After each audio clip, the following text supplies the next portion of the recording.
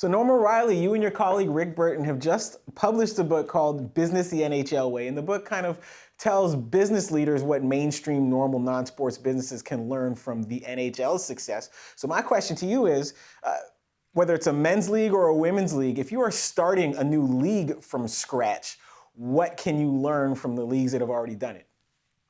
Yeah, great question, and thanks for that. The what we've seen with the NHL, and this is kind of really what drove us to write the book, was that 30 years ago, as you well know, it was a league where we would say in classes to even up to 10 years ago, anyone who owns an NHL team is not doing it for profit, unless you're in Toronto or New York or Montreal.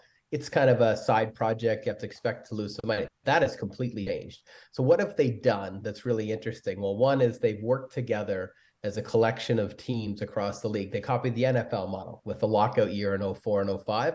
And we're now forecasting $6 billion in revenue for the NHL, which is a hard number to wrap your head around if you looked at it when Gary Bettman started 30 years ago. And it's a small fraction of that, where they're going to be. They're sharing revenues. That's driven sponsorship, esports, all these things, digital merchandising. So the Leafs and the Canadians and the Rangers have decrease their proportions of revenue, but for the larger good. So when you flip it to a startup league, and there's a litany of leagues across that have failed in North America, literally hundreds. There's a great Wikipedia site and you can list them all.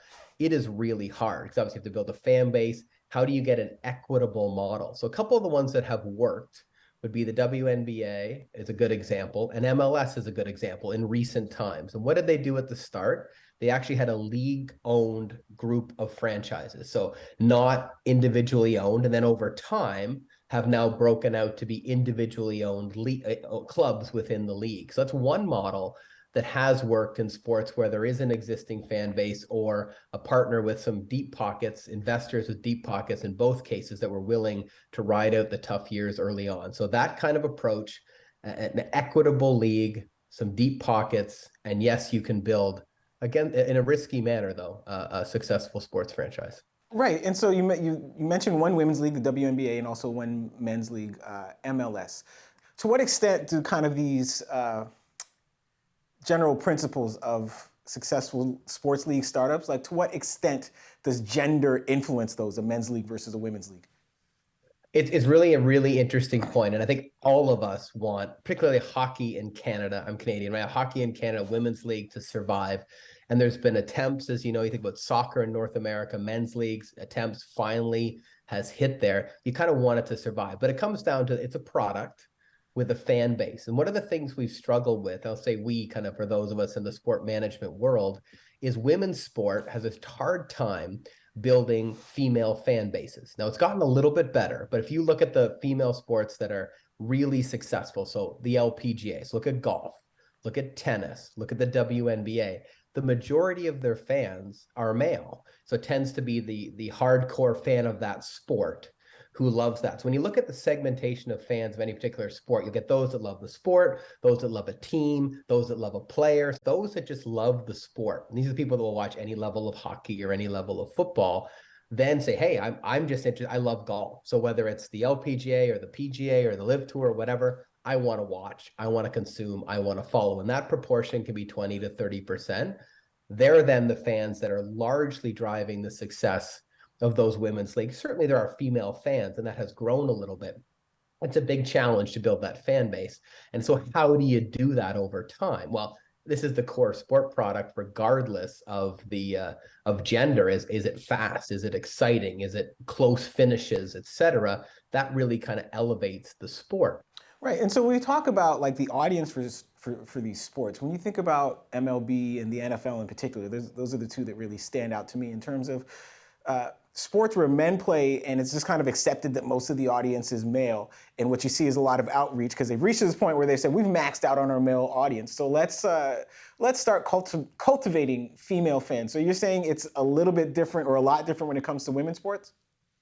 I love your examples there because to me, they're two very different ones. Like Major League Baseball is an aging fan base, very male. Thanks to a couple of home run hitters right now, there's a lot of popularity, but largely they look like me. They don't look like you. They look like me. 50-year-old plus men who are white watch baseball, a few derivatives there right within. The NFL, and this is maybe the best answer to your question, has been brilliantly successful. I mean, the CFL has done this a little bit too. Their fan base is much more female. Now, the hardcore fan tends to be more male, those that are in pools and gambling and all those kind of things.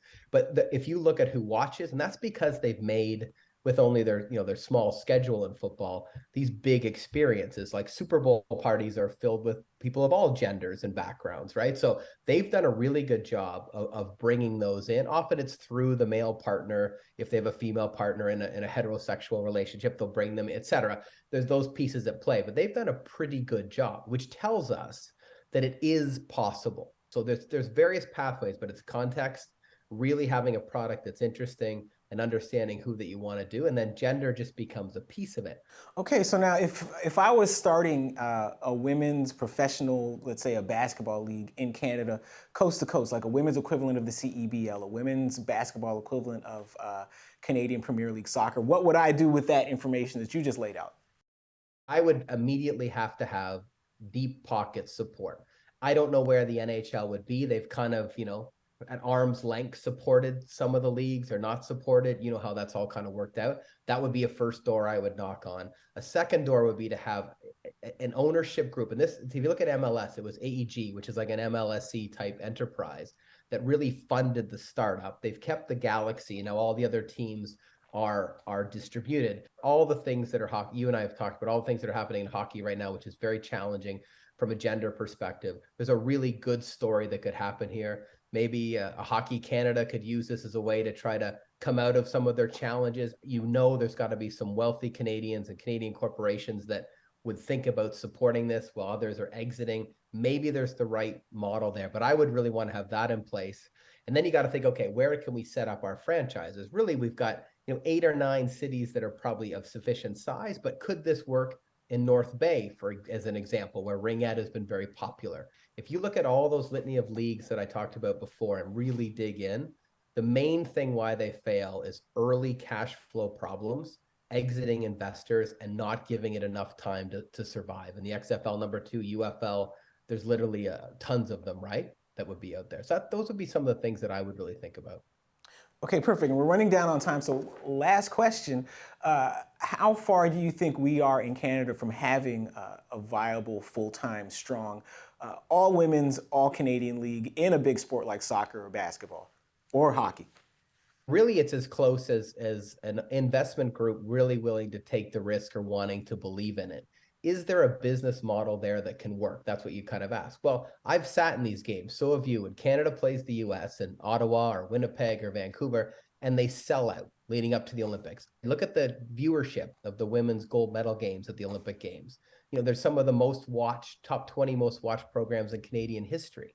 So the latent interest is there.